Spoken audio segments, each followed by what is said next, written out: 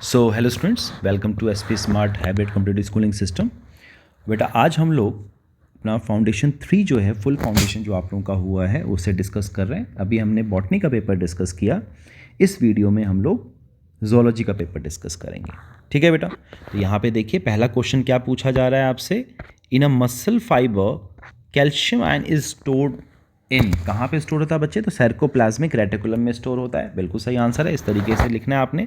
Second है, what does a term triploblastic means? Triploblastic का मतलब क्या होता है? अगर तीनों जर्म लेयर्स अगर किसी एनिमल में प्रेजेंट हैं, एंडोडर्म, मीजोडर्म एंड एक्टोडर्म, तो उसे हम ट्रिप्लोब्लास्टिक एनिमल कहते हैं ना। तो यहाँ पे देखिए triploblastic means the presence of the 3 germ layers in the animal, endoderm, mesoderm and ectoderm. इस तरीके से आपने मेंशन करना है, ये भी ठीक है। नेक्स्ट देखिए, name the hormone secreted by adrenal medulla of the adrenal gland. Adrenal medulla क्या सिक्रीट करता है? कैटिकोलामाइंस सिक्रीट करता है ना। कैटिकोलामाइंस कौन से होते हैं बच्चे? एंडोर्फिन्स होते हैं, नॉर एपिनेफ्रिन, एपिनेफ्रिन होते हैं, है ना। तो इसको, ये भी आपका सही आंसर है। आप इसको आगे भी लिख सकते हैं कि कैटिकोलामाइंस जो है एपिनेफ्रिन, नॉर एपिनेफ्रिन भी लिखते हैं, तो वो भी सही आंसर है। ठीक है। So dash is commonly known as suicidal bag, lysosomes is the right answer. Lysosomes को हम सुसाइडल बैग्स कहते हैं। Dash is the pace maker of heart.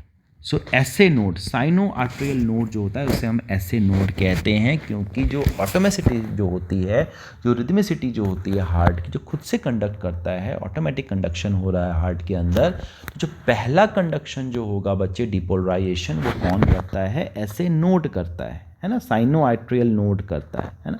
कहाँ पे प्रेजेंट है साइनो आर्टेरियल नोड? यहाँ पे, इस जगह पे साइनो आर्टेरियल नोड प्रेजेंट होता है ना बेटा। जो हमारे पास ऑरिकल जो है, राइट ऑरिकल, वहाँ पे प्रेजेंट है।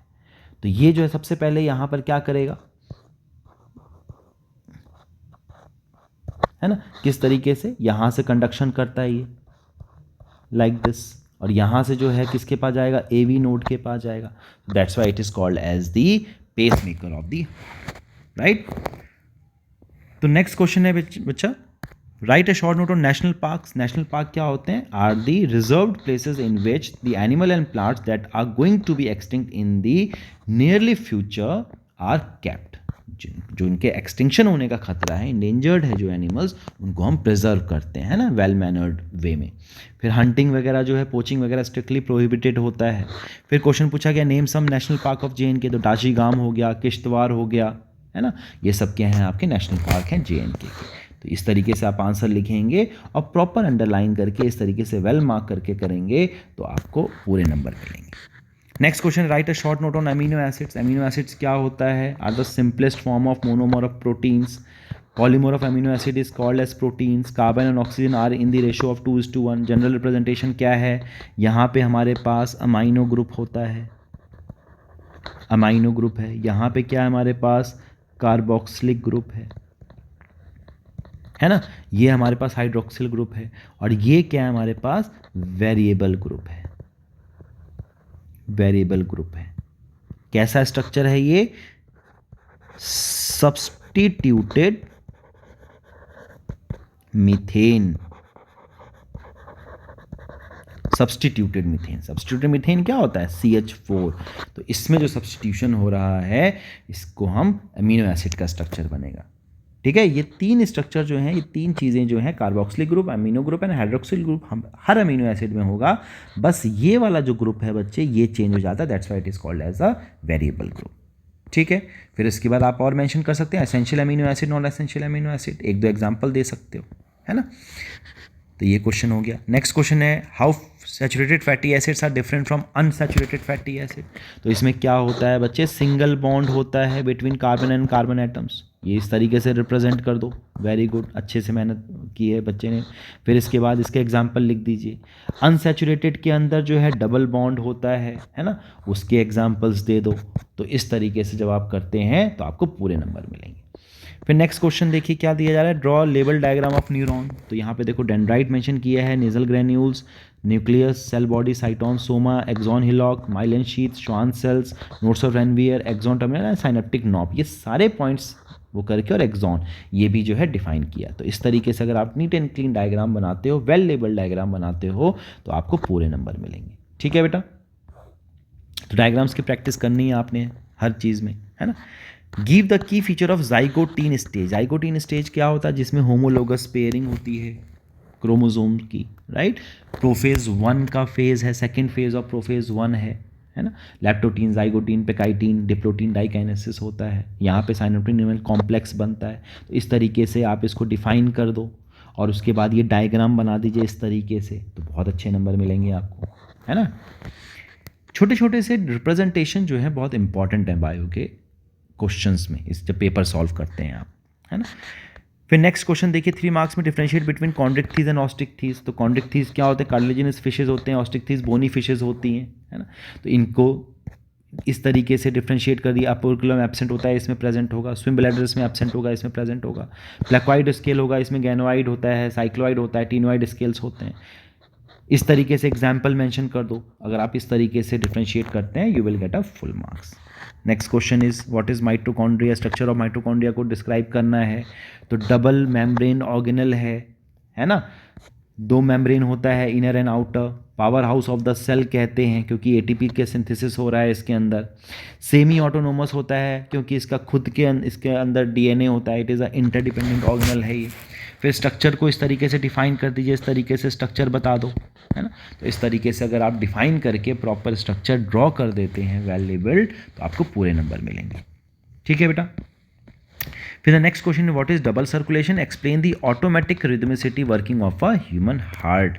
तो डबल सर्कुलेशन क्या है? जिसके अंदर सिस्टमिक सर्कुलेशन और पल्मोनरी सर्कुलेशन 2 बार सर्कुलेशन होता है ना। एक बार हार्ट से जो है लंग में जाएगा, फिर लंग से जो है ऑक्सीजनेटेड ब्लड यहाँ आएगा हार्ट के अंदर, फिर हार्ट से जो है टिश्यूज़ के अंदर जाता है ना।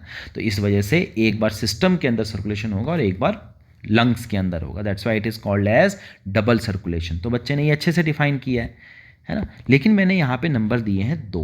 क्यों? क्योंकि यहाँ पर क्वेश्चन पूछा गया automatic rhythmicity working of a human heart. तो यहाँ पर अगर आप देखेंगे तो automatic rhythmicity is cause due to SA node, ये तो मेंशन किया है, लेकिन इसके साथ साथ आपको क्या मेंशन करना है?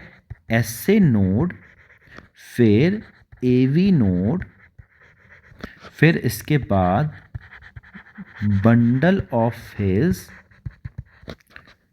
bundle branches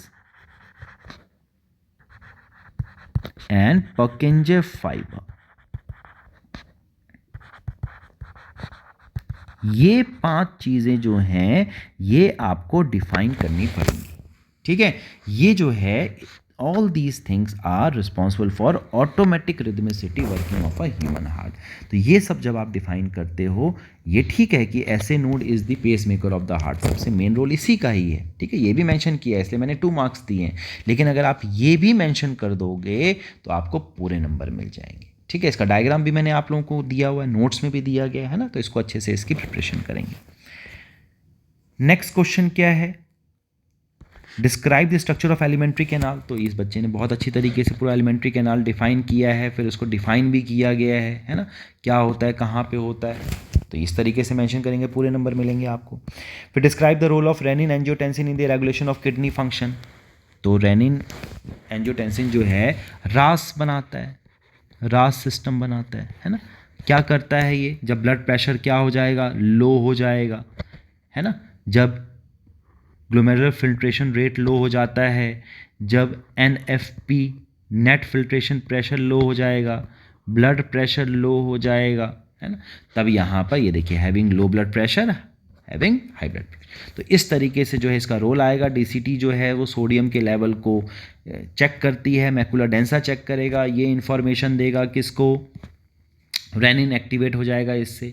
फिर एंजियोटेंसिनोजन से जो है एंजियोटेंसिन 1 कन्वर्ट होगा, एंजियोटेंसिन 1 से जो एंजियोटेंसिन 2 कन्वर्ट होगा, है ना। और फिर ये क्या करेगा? ब्लड प्रेशर को जो है दोबारा से मेंटेन करेगा और रीएब्जॉर्प्शन कराता है किसका? ये में रीएब्जॉर्प्शन कराता है इलेक्ट्रोलाइट्स का और वाटर का। कहाँ पे कराएगा? DCT के अंदर कराएगा, है ना। तो इस तरीके से अगर आप, इस बच्चे ने पूरा मेंशन किया, आप भी करेंगे तो ये पूरे नंबर मिलेंगे। ठीक है। नेक्स्ट क्वेश्चन है schematically represent the various stages of mitosis. तो यहाँ पे बच्चे ने इक्वेशनल डिवीजन ये मेंशन किया है, कहाँ हो रहा है? सोमैटिक सेल में, ये भी है। किस में हेल्प कर रहा है? रीजनरेशन में। किस में है? It occurs in unicellular organisms, multicellular में भी होता है ना, सब जगह पे हो रहा है। जहाँ पे भी रीजनरेशन एंड ग्रोथ की बात करेंगे हम माइटोसिस की बात करेंगे। फिर इस तरीके से different phases, prophase, metaphase, anaphase with diagram, telophase describe करिए। यहाँ मैंने हाफ नंबर काटा है क्योंकि इस बच्चे ने साइटोकाइनेसिस जो है ये डिफाइन नहीं किया है ना। ये अगर आप मेंशन कर देंगे तो इस तरीके से पूरे नंबर मिलेंगे। ठीक है बेटा। तो अगर आप इस तरीके से बेटा नीट एंड क्लीन पेपर करते हो तो यहाँ पे अगर आप ये देखिए इस बच्चे ने बहुत अच्छा पेपर किया है, तो यहाँ पे इसको कितना में नंबर मिले हैं बच्चे को 33.5 मिले आउट ऑफ 35। तो छोटे छोटे से जो मिस्टेक्स हैं अगर आप उसको ठीक कर लेंगे तो you will definitely get a full marks in this paper, right. So all the best everyone, God bless, take care.